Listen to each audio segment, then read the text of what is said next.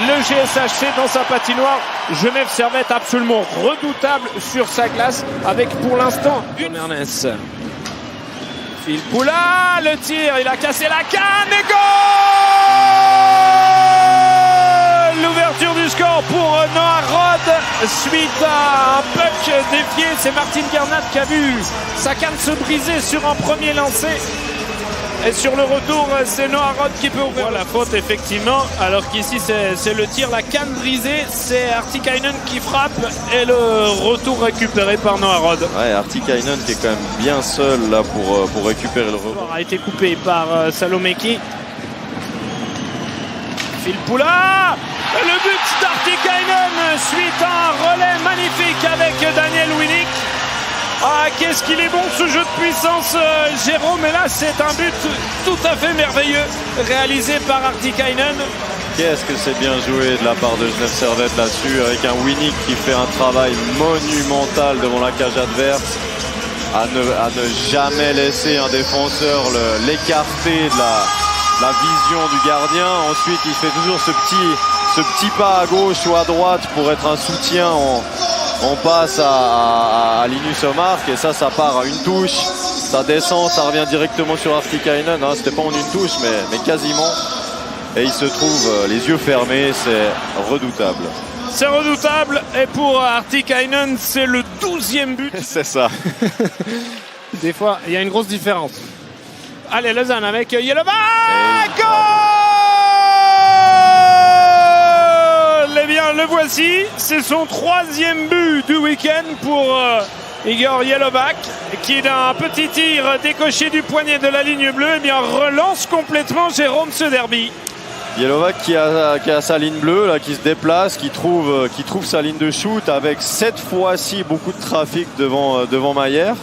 Ce qui permet à Spuck de trouver la cible. On va le revoir, là il se décale. Petit poignet mi-hauteur avec du trafic. Est-ce que ça a été touché devant la cage? C'est possible. Ah, peut-être. Petit freinage du patin droit. Le service de l'autre côté avec Phil Poula. Tom Ernest en marque,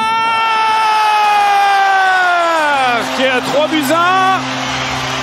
3 powerplay, 3 buts.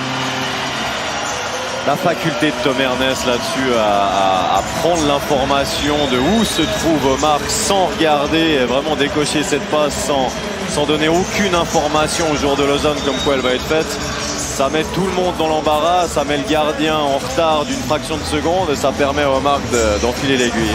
Ah, il est tout content, Linus Omark, on l'a vu, tout sourire sur ce one-timer décoché sur la passe de Tom Ernest. Ouais, il y a de la qualité.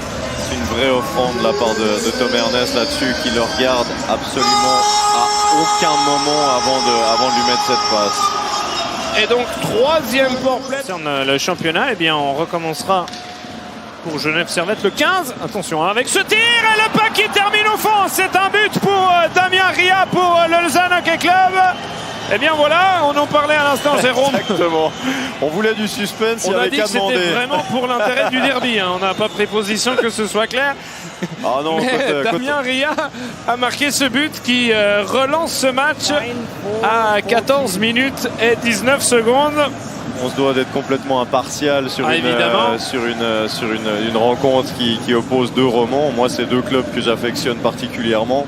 Et que le meilleur gagne. Effectivement, plus il y a de spectacle, plus on est content. Et là, cette rondelle a été relâchée. Voici Martin Garnat, le décalage sur Damien Ria. Égalisation du Lausanne Hockey Club à 49 secondes de la fin. John Foss qui ne veut pas arrêter de coacher cette équipe. Et Lausanne qui égalise. Ouais, Lausanne qui trouve la solution, là, qui répète des engagements où à chaque fois ils arrivent à sortir cette rondelle de leur côté. Un puck qui remonte à la ligne bleue. Une feinte de shoot, ça se décale à l'extérieur. Ria qui a un shoot aussi létal qu'on connaît, et ça finit au fond. Et ça finit au fond.